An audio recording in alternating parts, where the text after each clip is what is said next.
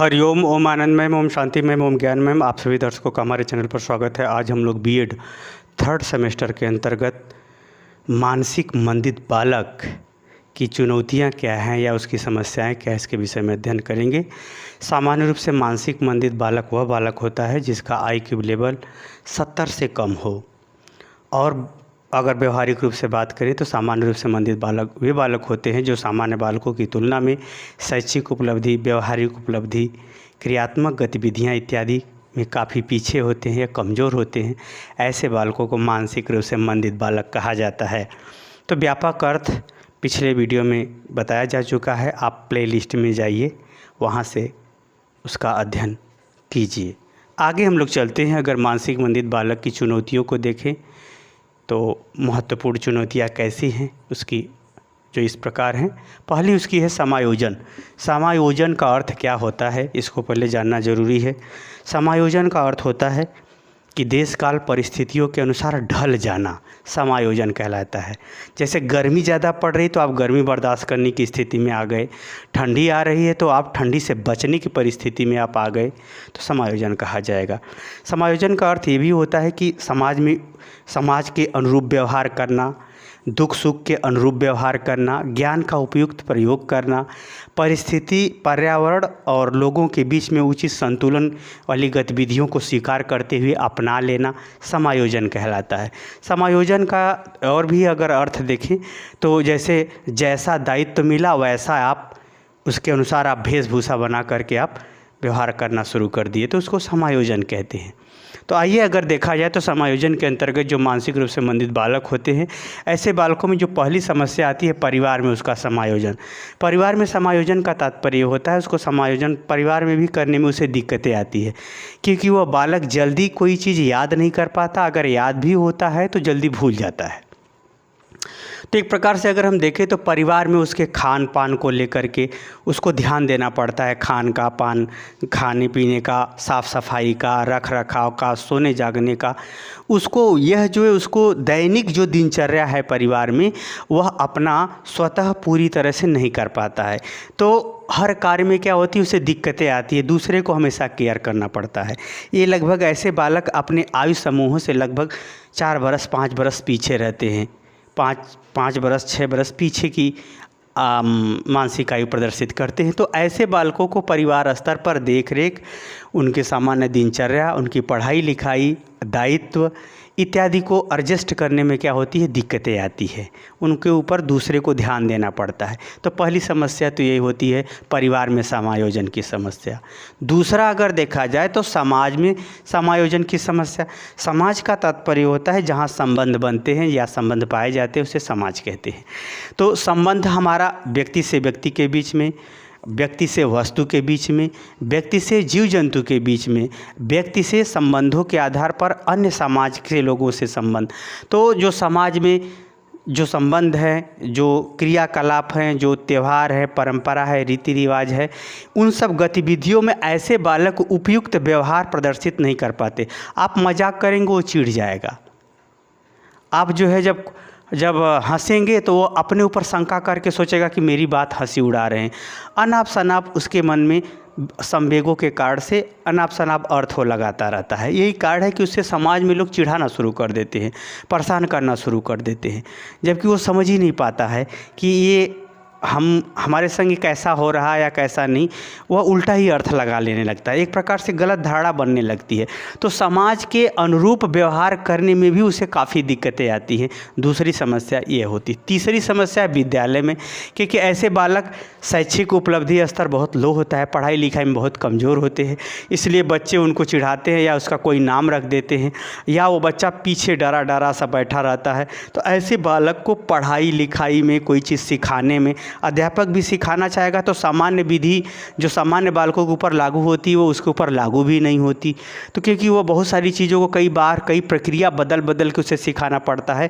तो अध्यापक के पढ़ाने में, विद्यार्थी को सीखने में, विद्यार्थी के रिजल्ट में, अन्य विद्यार्थियों से संबंधों के में भी इसे बहुत सारी दिक्कतों का सामना करना पड़ता है, बहुत सारी समस्याओं का सामना करना पड़ता है। ये तो रहा समायोजन के संदर्भ में। वो भी समायोजन उसके विभिन्न क्रियाकलापों और विभिन्न दृष्टिकोणों के आधार पर न होने के कारण से उसको दिक्कतों या चुनौतियों का सामना करना पड़ता है। आगे है संवेगात्मक समस्या। संवेग का मतलब ये होता है ऐसी भावना, ऐसे विचार जो स्वतः ही हमारे मन मस्तिष्क में उठते हों, जैसे प्रेम की भावना उठना, घृणा की भावना उठना, क्रोध की भावना उठना, डर की भावना उठना।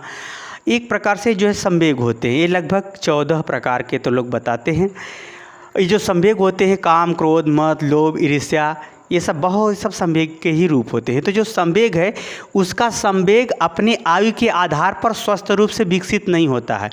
यही कारण है कि जब आप घृणा की भावना दिखाएंगे तो वह कुछ और अर्थ लगाएगा, प्रेम की भावना दिखाएंगे तो कुछ और अर्थ लगाएगा। मतलब उसका संवेग का, अपने संवेग का और दूसरे के संवेग का सही मूल्यांकन नहीं कर पाता। उसका सही मूल्यांकन वह नहीं कर पाता, हमेशा जो है संकालू स्वभाव का होता है और उसका संवेग भी अच्छे ढंग से डेवलप नहीं हो पाता, जिसके कारण से वह दूसरे के भी संवेगों को पूरी तरह नहीं पकड़ पाता है। तो ऐसे परिस्थितियों में उसका अलग थलग व्यवहार या अलग थलग भावात्मक रिएक्शन देखने को मिलता है। भावात्मक रिएक्शन देखने को मिलता है। जैसे आप मजाक करोगे तो कुछ जब अच्छा संवेग डेवलप होता तो मजाक का जवाब मजाक में देता। अब उसका संवेग डेवलप नहीं है तो करेगा, आप मजाक करोगे तो वह आपको गाली देना शुरू कर देगा, जबकि वह मजाक गाली के योग्य था ही नहीं। समझ रहे हैं? तो ऐसी कंडीशन उसके अंदर देखी जाती है। तो संवेगों का जो प्रतिक्रियात्मक व्यवहार है वो उल्टा सीधा होता है, अलग थलग होता है, विपरीत होता है या उपयुक्त नहीं होता। ये उसकी संवेगात्मक समस्या मानसिक रूप से मंदित बालकों में देखी जाती है। आगे अगर हम देखें शारीरिक समस्या, ऐसे बालक जो है सामान्यतः किसी न किसी प्रकार से विकलांग होते हैं। या वह विकलांग जन्मजात हो सकता है या वह विकलांग किसी चोट, घटना या किसी बीमारी के कारण से हो सकती है। तो जो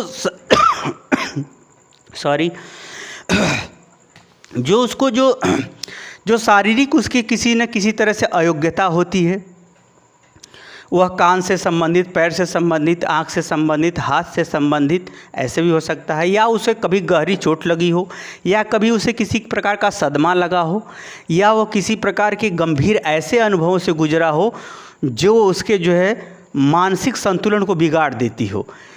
तो इस प्रकार से अगर हम देखें तो ये जो शारीरिक समस्या है, इस शारीरिक समस्या के कारण से भी वह बालक अन्य बालकों से उपेक्षा प्राप्त करके या अन्य बालकों द्वारा उपेक्षित होने के कारण से या समाज द्वारा उपेक्षित होने के कारण से सीखने की प्रक्रिया से बिल्कुल अलग हट जाता है, सीखने की प्रक्रिया से हट जाता है, समाज की मुख्य धारा से हट जाता है। यही कारण है कि वह जो है धीरे धीरे पढ़ाई लिखाई में, सामाजिक व्यवहार में कमज़ोर होता चला जाता है। आगे अगर हम चौथे समस्या की बात करें जो मानसिक समस्या है, ऐसे बालकों की मानसिक समस्या भी देखी जाती है जिसमें उनके भाषा का विकास कम हो पाता है, पढ़ नहीं पाते हैं, वो तर्क करने की क्षमता कमज़ोर होती है, याद नहीं कर पाते हैं, याद करने की क्षमता कमज़ोर हो जाती है। तो याद नहीं कर पाना, बार बार जो है वो बार बार पढ़ाया जाएगा तो लगातार ही पढ़ाया जाएगा, तो एक के बाद एक उनका विषय छूटता जाता है और उनका जो है मानसिक क्षमता जो है धीरे धीरे जो बढ़नी चाहिए वो घटने लगती है। अगर हम दूसरे अर्थ में देखें तो मानसिक के अंतर शब्द का विकास कम हो पाता है, भाषा का विकास, तर्क करने की विकास, स्मृति की विकास, प्रेरणा की विकास, रुचि का विकास, ध्यान का विकास, ये जितनी गतिविधियां हैं मानसिक प्रक्रिया के अंतर्गत, वह प्रक्रियाओं को वह सही ढंग से नियंत्रित न कर पाने के कारण से वह मानसिक रूप से भी कमज़ोर होता चला जाता है। यानी हम कह सकते हैं कि उसको मानसिक समस्याएं भी अधिक हो जाती हैं, मानसिक समस्याओं से भी ग्रसित हो जाता है, यानी मानसिक समस्याओं की भी चुनौतियों का उसे सामना करना पड़ता है। क्योंकि देखिए, जान लीजिए, जो मस्तिष्क है वह आपके संवेगों के आधार पर देश काल वातावरण के अनुसार शारीरिक परिस्थितियों का उपयोग करते हुए विकास करता है। तो इसीलिए कहावत है कि स्वस्थ शरीर में स्वस्थ मस्तिष्क का विकास होता है। चूँकि उसके पास स्वस्थ शरीर भी नहीं होती और उचित संवेग का भी विकास नहीं हुआ होता, इसलिए वो मानसिक गतिविधियों में और पीछे चला जाता है। और क्या होता है? पीछे चला जाता है और पिछड़ता ही चला जाता है।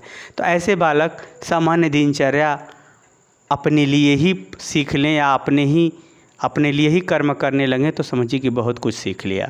ऐसे बालक जो है सामान्यतः एक प्रकार से कहा जाए तो ऐसे बालक जो है सब कुछ उनके सामने गुजरता है लेकिन पाते बहुत थोड़ा है।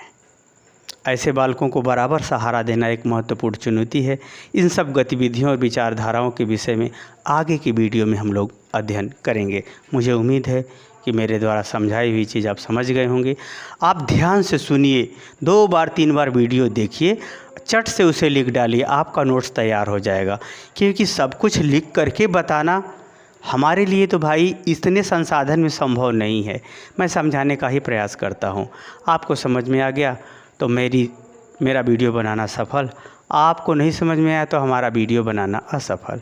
मुझे उम्मीद है कि आप समझ गए होंगे। समझ गए तो कमेंट बॉक्स में ज़रूर बताइए। साथ ही मेरे चैनल को लाइक शेयर सब्सक्राइब भी कीजिए। हरिओम।